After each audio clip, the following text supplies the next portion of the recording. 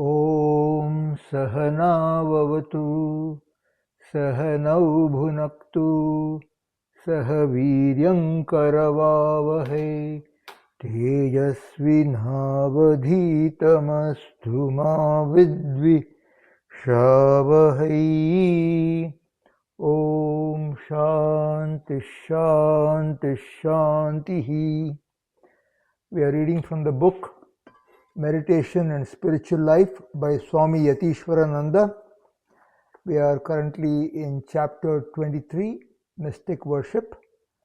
The next section is Need for a Holy Personality. Very easily the modern man says, "Oh, God is everywhere." But when he tries to think of what God is really like, he finds that he has no clear-cut idea.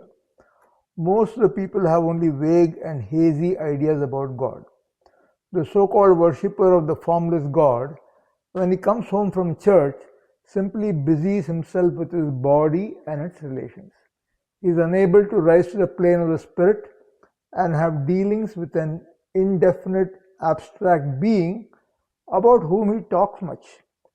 When we have got strong body consciousness, when we take our personality to be the only reality, we need a holy personality for our spiritual practice and growth. On a lower plane, the absolute becomes abstract, although it is real on a higher plane. And remaining on the lower plane of form and personality as we do, we cannot counteract all bad and unwelcome pictures and thoughts that arise in the mind by means of abstract ideas. We must be able to raise opposite good and holy pictures and thoughts to counteract them, and here comes the necessity of a holy personality in whom we find our highest ideas realized. We need a definite holy form so long as we consider our forms to be real. But at the same time, we must find a connecting link between the form and the formless. Form is only a manifestation of the formless.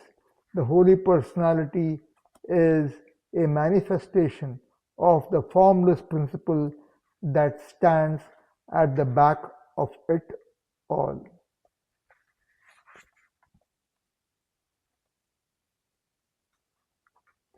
And to this point, I think we have talked about this before, Bhagavan Sri Krishna in the Bhagavad Gita stresses how difficult it is for someone who is identified with the body.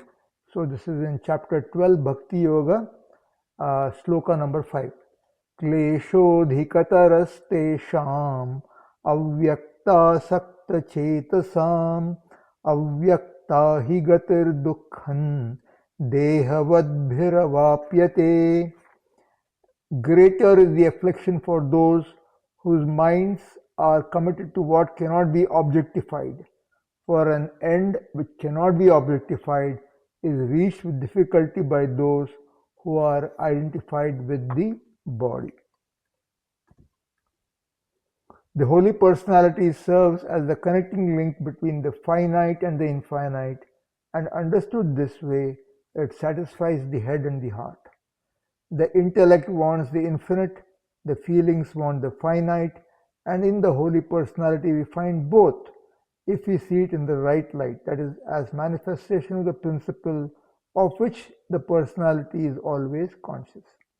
In calling up this holy form, one may take the help of the sound symbol Om, and this may be used first with reference to the form and then also to the formless. Usually, however, a verbal formula called mantra, imparted by a qualified guru, is used. The aspirant must have faith in the guru and in the power of the mantra. While doing japa along with the repetition of the holy name, the devotee should also think of the form of the Ishtam, or of the formless associated with the sound symbol.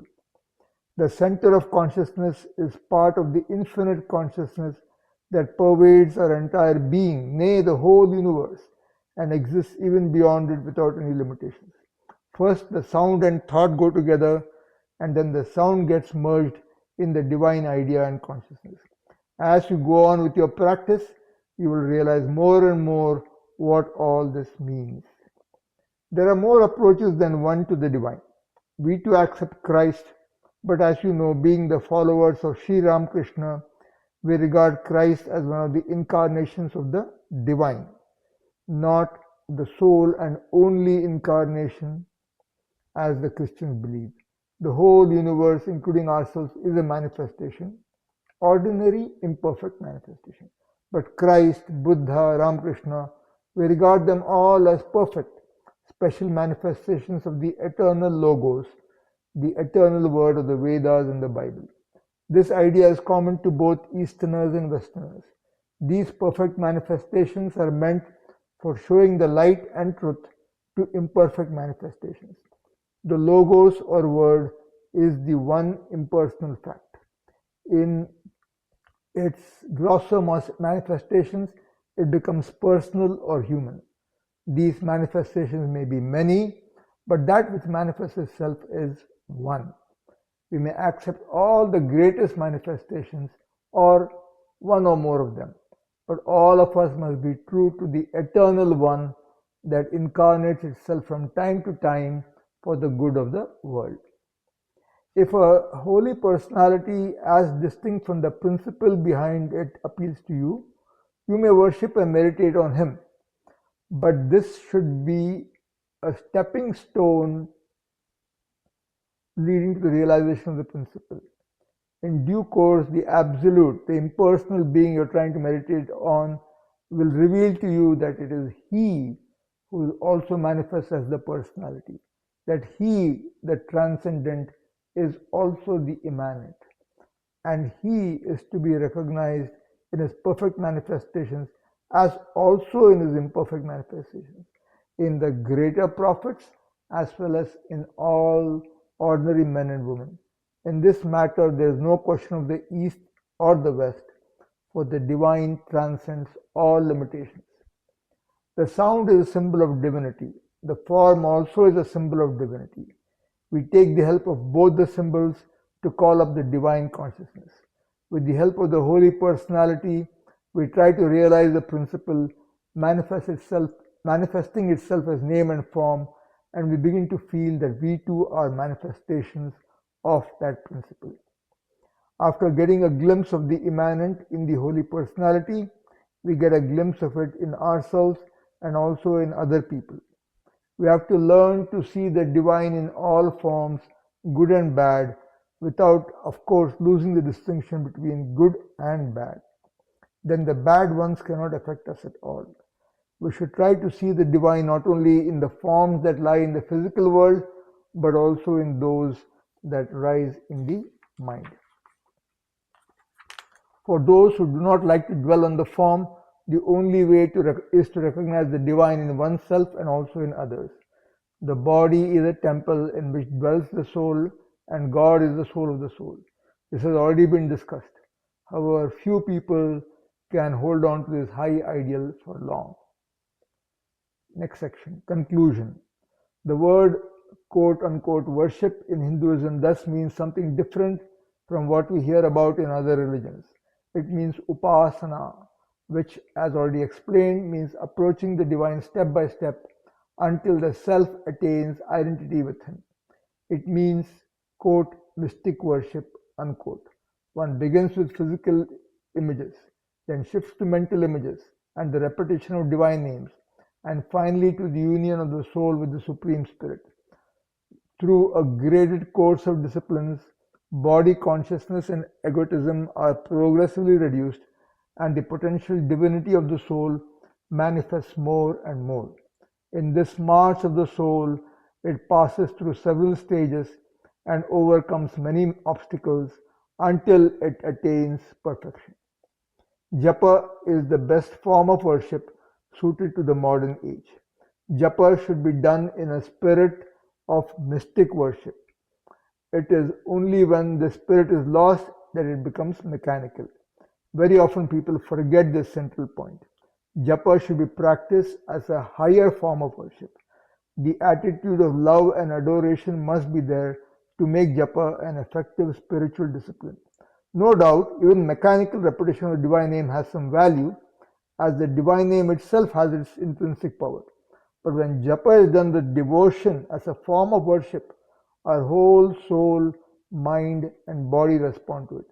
This is the secret of attaining success in spiritual life through japa. One point is always to be borne in mind.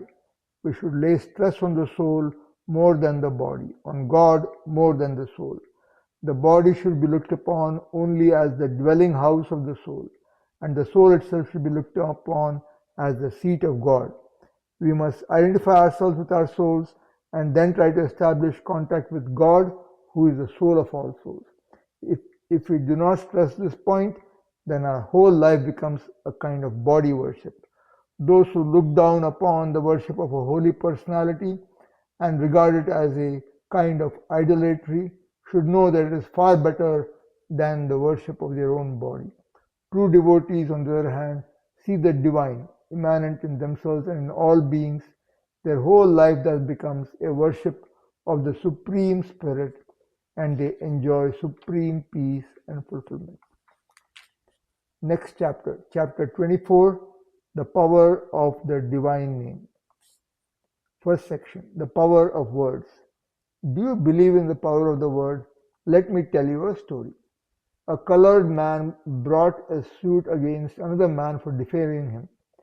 In the court, the judge asked him what the other man had done. He called me a rhinoceros, answered the man. How long back? Asked the judge. 2 years ago.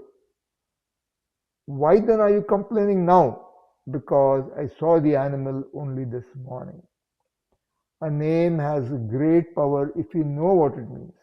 When somebody out of spite calls us bad names, rhinoceros, stupid goose, or silly ass, we become mad, lose our temper. Again, we know how we all respond to our names. The best way to draw the attention of a person in a crowd is to call him by his own name. This is also what we do when we want to wake up a sleeping man. The famous English poet Tennyson used to have a remarkable experience which he described in his poem, The Ancient Sage. More than once when I sat all alone revolving in myself, the word that is the symbol of myself, the mortal limit of the soul was loosed, and passed into the nameless as a cloud, melts into heaven. I touched my limbs, the limbs were strange, not mine, and yet no shade of doubt, but utter clearness, and through loss of self. The gain of such large life as matched with ours were sun to spark, unshadowable in words, themselves but shadows of the shadow world. So this is from the quoted by Max Muller in the book The Six Systems of Indian Philosophy, published in 1928, page 194. Do you recognize the fact that your own name is a symbol of the self? Tennyson could, because of his psychic sensibility, use his own name to arouse in him some kind of glimpse into supersensuous worlds. If an ordinary name has such power, how much more power there must be in the divine name. But this power of the divine name can be realized only by one who knows its meaning, what it stands for. Next section, the sacred word Om. In the course of his wanderings all over India, Swami Vivekananda one day sat under an old tree near Almora in the Himalayas and soon became absorbed in deep contemplation. After the meditation was over, the Swami told Swami Akhandananda, a brother monk who was accompanying him, well, here under this banyan tree, one of the greatest problems of my life has been solved. The brief note of the experience, as he then recorded in his diary, runs as follows. In the beginning was the Word, etc. The microcosm and the macrocosm are built on the same plan. Just as the individual soul is encased in the living body, so is the universal soul in the living Prakriti, nature, the objective universe. This covering of the one soul by the other nature is analogous to the relation between an idea and the word expressing it. They are one and the same, and it is only by a mental abstraction that one can distinguish them. Thought is impossible without words. Therefore, in the beginning was the Word. This dual aspect of the universal soul is eternal. So, what we perceive or feel is this combination of the eternally formed and the eternally formless. So, this is from the book Life of Swami Vivekananda by Eastern and Western Disciples, published in 1974, page 197. Years later, Swami Vivekananda elaborated the above ideas in his Bhakti Yoga. The whole of this universe has, according to Indian philosophy, both Nama and name and form, Nama Rupa, as its conditions of manifestation. In the human microcosm, there cannot be a single wave in the mind stuff, Chitta Vritti, unconditioned by name and form. If it be true that nature is built throughout on the same plan, this kind of conditioning by name and form must also be in the plan of the building of the whole of the cosmos.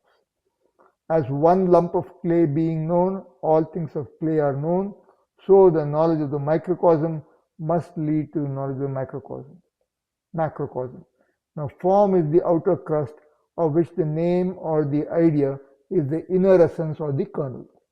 The body is the form, and the mind or the antakarana is the name, and sound symbols are invariably associated with nama, name, in all beings having the power of speech.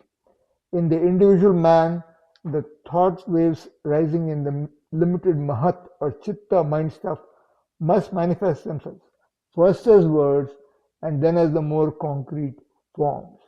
In the universe, Brahma or Hiranyagarbha or the cosmic Mahat first manifested himself as name and then as form, that is, as this universe.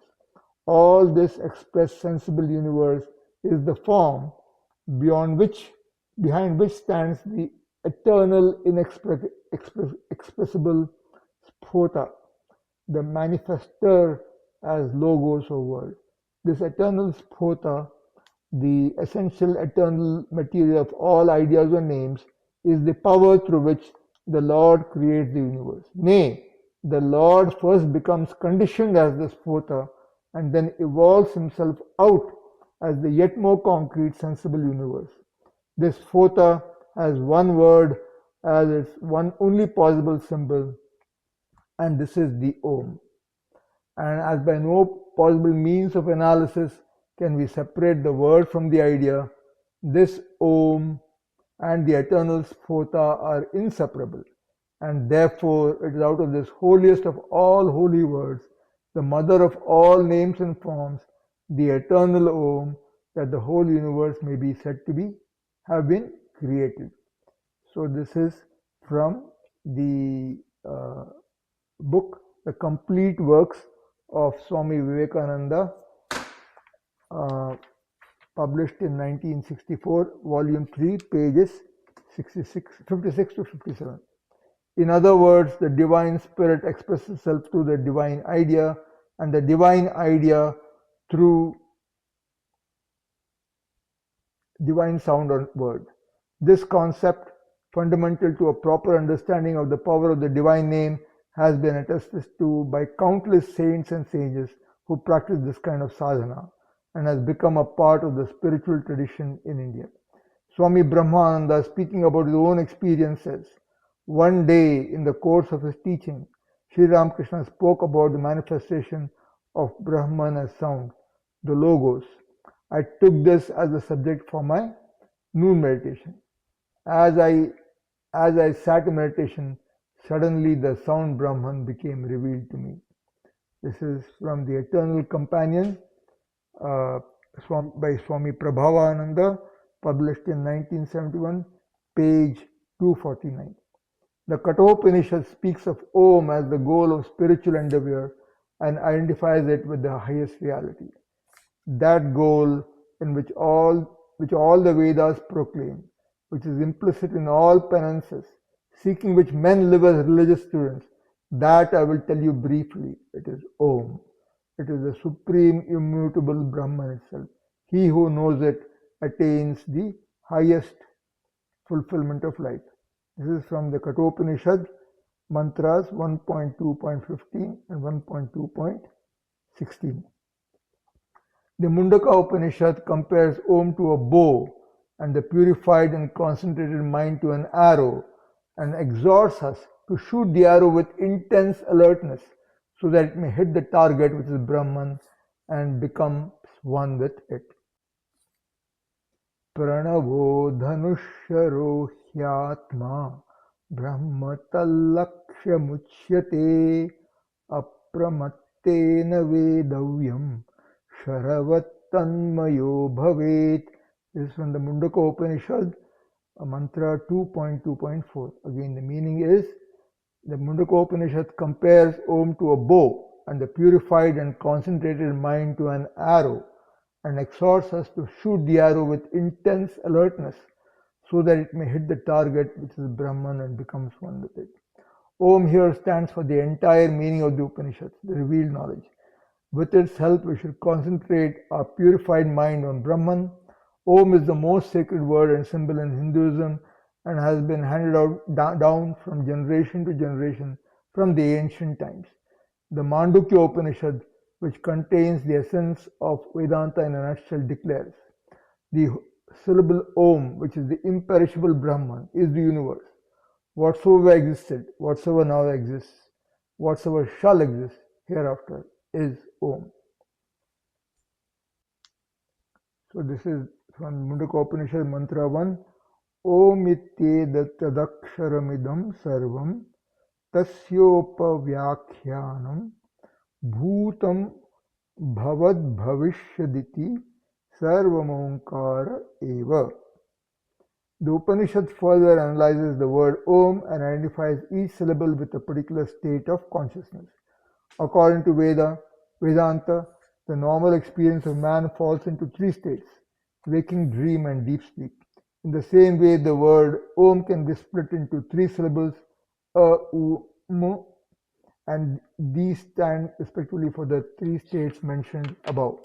Since the microcosm and the macrocosm are built on the same plan, the syllables U, and also stand for the vast physical universe, the vast mental universe, and the causal substratum of both these universes respectively. Brahman, or the absolute reality, of which these are manifestations, however, transcends them and is represented by the Amatra, or the soundless or unmanifested Om. Om Purnamadav Purnamidam Purnat Purnamudachyate Purnasya Purnamadaya Purnamevavashishyate. Om Shanti Shanti Shantihi. Harihi Om. Shri Gurubhyo Namaha. Harihi Om.